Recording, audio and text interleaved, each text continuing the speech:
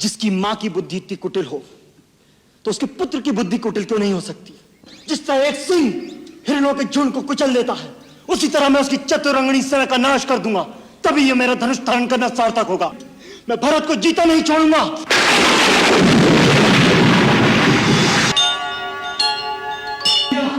भैया भैया भैया, क्या हुआ लक्ष्मण? आ गया, अपने साथ सेना भी लाया। इन फूलों को छोड़िए भैया, शस्त्र उठाने का समय आ गया है।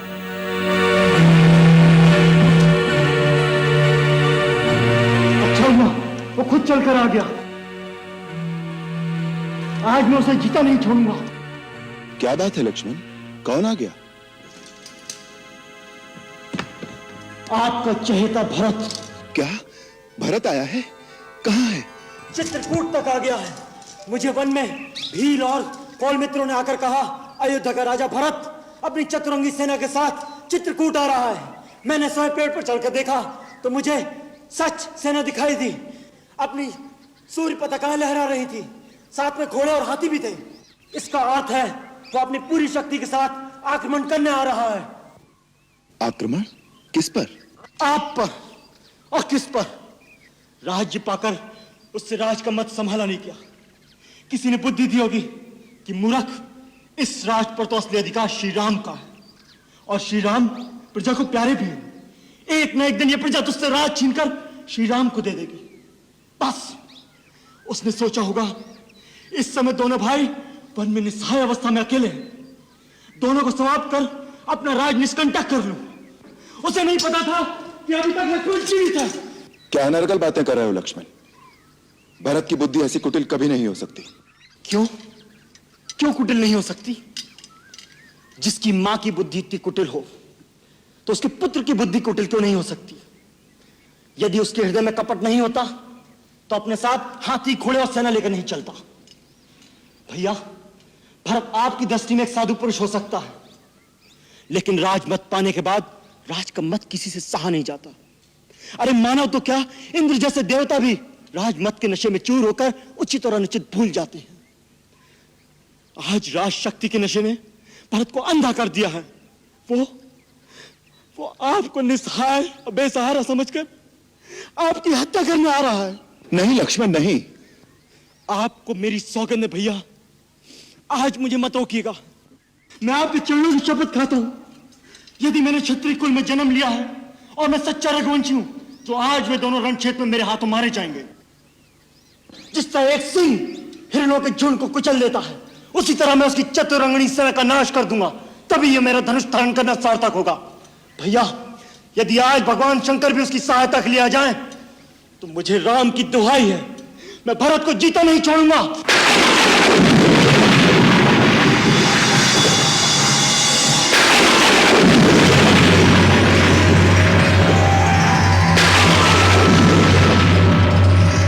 सावधान लक्ष्मण, सावधान। तात प्रताप प्रभाव तुम्हारा, को कह सके को जान निहारा। तुमने भरत को मारने की जो प्रतिज्ञा की है उसे तुम निश्चय ही पूरा कर सकते हो, किंतु वेदों और विद्वानों का कहना है कि मनुष्य को कोई भी ऐसा कठोर कर्म करने से पहले उसके उचित या अनुचित होने पर विचार अवश्य कर लेना चाहिए। कोई बड़ा और महत्वपूर्ण कार्य बिना सोचे समझे अकस्मात नहीं कर देना चाहिए, जिससे पीछे पछताना पड़े। इसलिए उचित अथवा अनुचित की बात सोचकर और इसका परिणाम क्या हो सकता है, इसका विचार करके ही युद्ध के लिए धनुष उठाओ, क्योंकि युद्ध में सर्वदा हानि अधिक होती है, लाभ कम होता है।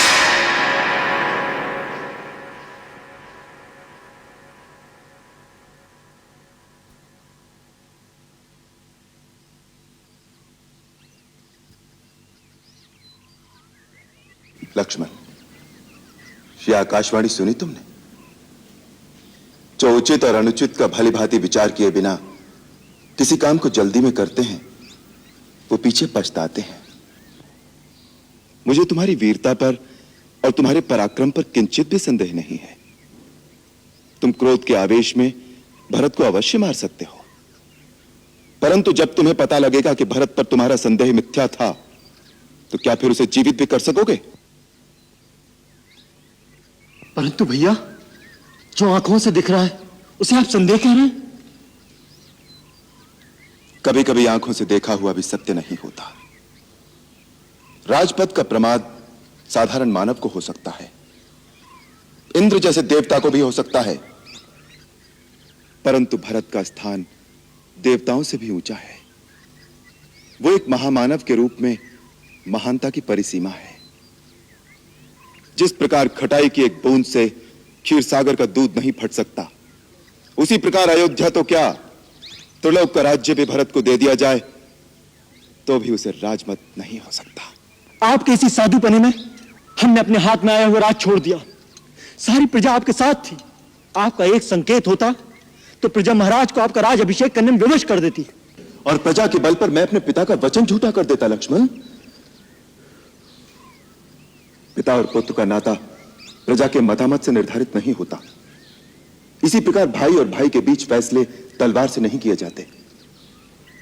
भरत को मारकर जिस राज्य की तुम कल्पना कर रहे हो, तनिक सोचो कि उसका परिणाम क्या होगा। यदि अपने भाई ही न रहें तो राज्य के सुख भोग में क्या आनंद मिलेगा। यदि मेरे सुख में तुम तीनों भाइयों का भाग ना हो तो वो सुख मेरे लिए विष के समान है। और यदि तुम्हें राज्य की लालसा है तो मैं तुम्हारी शपथ खाकर कहता हूं लक्ष्मण, मेरे एक संकेत मात्र से भरत वो राज्य तुम्हें दे देगा। नहीं भैया नहीं, मुझे राज की अभिलाषा नहीं। परंतु यदि भरत के मन में पाप हुआ तो, यदि उसने प्रहार किया तो उसी को प्रहार करने दो। वो हमारा राजा है। हम अपने राजा के सामने शस्त्र नहीं उठाए।